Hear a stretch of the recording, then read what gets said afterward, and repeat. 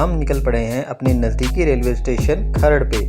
और ये है खरड़ का रेलवे स्टेशन और यहाँ से हमारी ट्रेन आने वाली है ठीक 7 बजे। और 7 बजे आने वाली है हमारी जन शताब्दी एक्सप्रेस जो हमें सीधा खरड़ से दिल्ली ले जाएगी। और दिल्ली से हम ट्रेन पकड़ेंगे शाम को 4:30 बजे गुवाहाटी के लिए। और वही ट्रेन न्यू दिल्ली से दोपहर 2 बजे चलती है और शाम को 7 बजे आपको वापस खरड़ पहुँचा देती है। 7 बजे उसी वक्त अमृतसर जाने वाली ट्रेन भी आती है जो सीधा दिल्ली से आती है और अमृतसर जाती है। तो आइए सबसे पहले चलते हैं न्यू दिल्ली। अभी आधा घंटा हुआ ही था कि हम पहुंच गए चंडीगढ़ रेलवे स्टेशन, जहां यात्रियों के जन सैलाब ने जल्दी ही ट्रेन की सारी सीटों को भर दिया। हमें इस ट्रेन का अंदरूनी डिजाइन कुछ वंदे भारत की तरह लगा, जहां शीशों की जगह सलाखें थी, एयर कंडीशन चेंबर्स की जगह पंखे थे और कंफर्टेबल सीट्स की जगह रेक्सिन वाली चेयर्स थी। संतुष्टि सिर्फ इस चीज की थी कि हर सीट पर चार्जिंग पॉइंट्स थे। 1 घंटे बाद हमारी ट्रेन पहुंची अंबाला कैंट स्टेशन, जहां ट्रेन 10 मिनट तक रुकी और फिर से भूकंप के झटके देते हुए आगे के सफर पर चल पड़ी।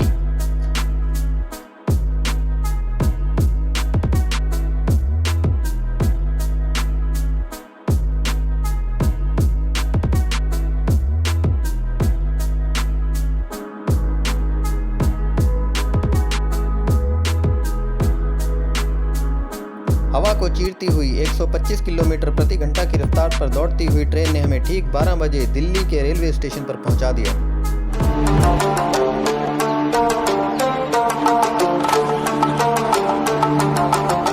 न्यू दिल्ली रेलवे स्टेशन पर पहुंचते ही हमने सीधा हमला किया एयर कंडीशन डॉर्मेट्री पर, जहां हर तरह की सुख सुविधाएं अवेलेबल थी। सोने के लिए बेंच, ब्रेकफास्ट, लंच और डिनर के साथ चाय और कॉफी की सुविधा, नहाने और फ्रेश होने के लिए एक सेपरेट वॉशरूम। 2 घंटे डॉर्मेट्री में बिताने के बाद हम चल पड़े अपनी ट्रेन की तरफ। माता वैष्णो देवी कटरा वाली गाड़ी है।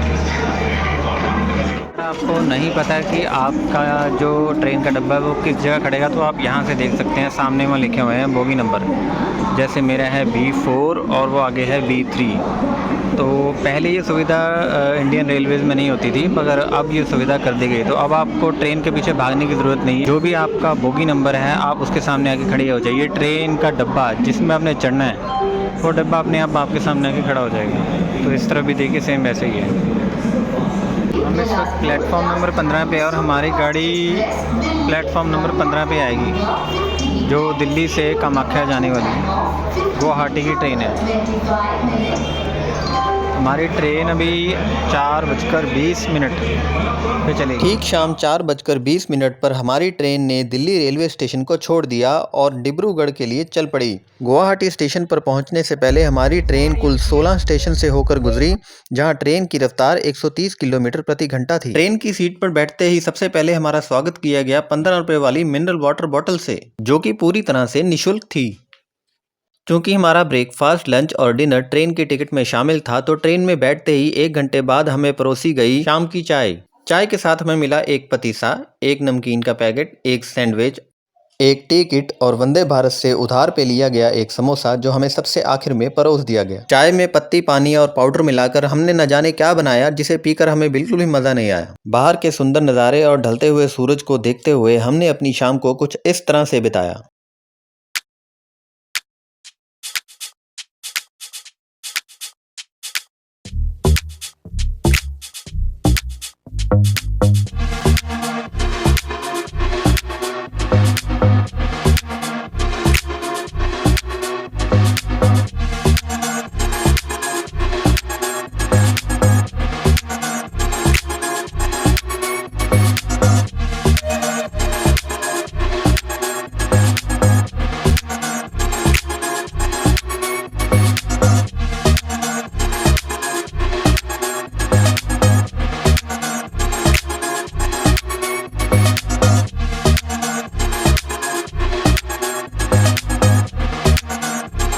शाम के 8 बजते ही हमारा डिनर आ गया और डिनर में हमें दी गई एक दाल, एक पनीर की सब्जी, थोड़ी सी आलू गोभी की सब्जी, एक चावल, 2 रोटी, अचार और दही। जिस चीज़ ने हमें सबसे ज़्यादा अचंभित किया वो था चम्मच, जो प्लास्टिक का ना होकर अब स्टील का हो गया था। अगले ही दिन राजधानी डिब्रूगढ़ ने हमें बिहार पहुंचा दिया, जहां के नज़ारे कुछ इस तरह के थे।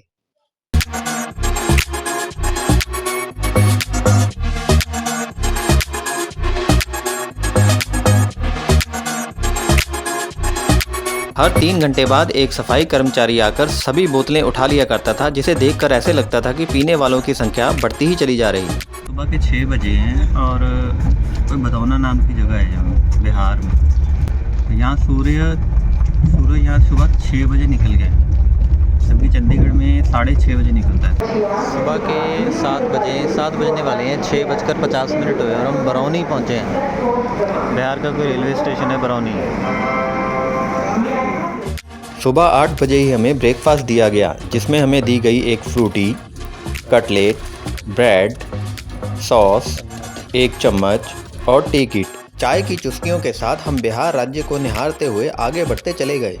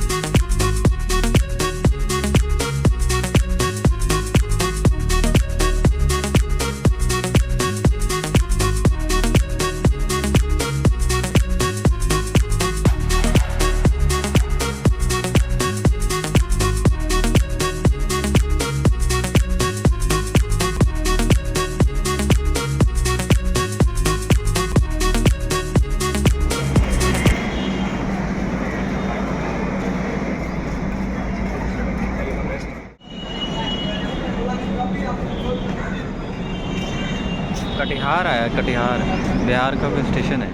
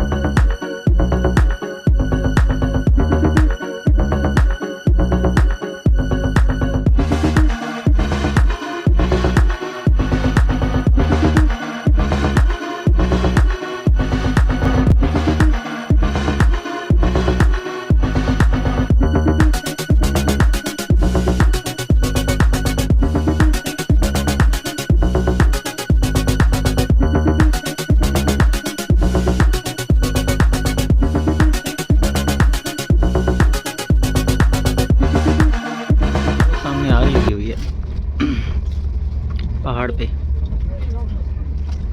जूम करके दिखाता हूँ, सामने पहाड़ पे ना आग लगी हुई।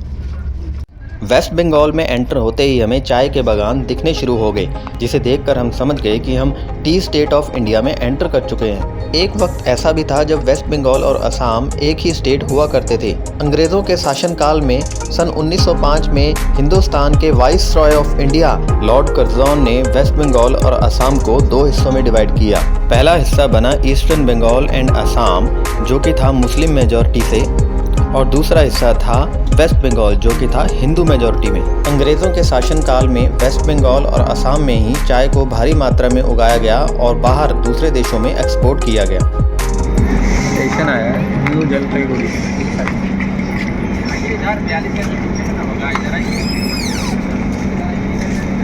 New Jalpaiguri West Bengal.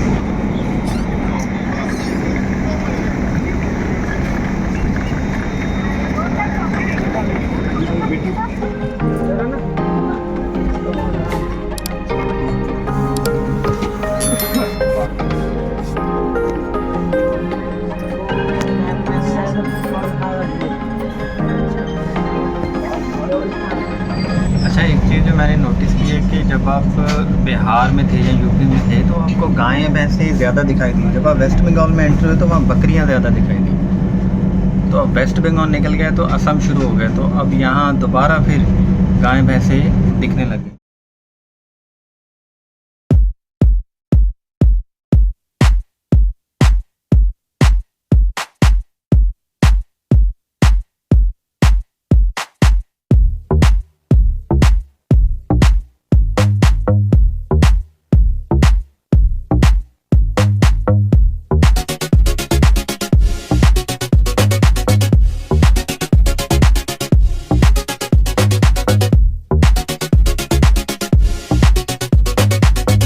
यहाँ कुछ कुछ बांग्लादेश की झलक नज़र आती है। ये शाम भी शुरू ही हुआ।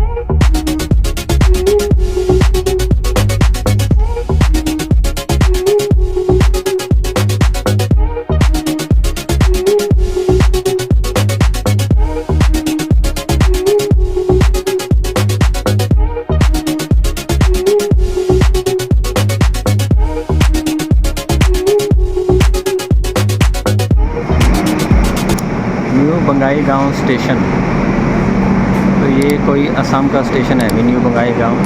इसके बाद एक स्टेशन और है अपना, उसके बाद फिर गुवाहाटी।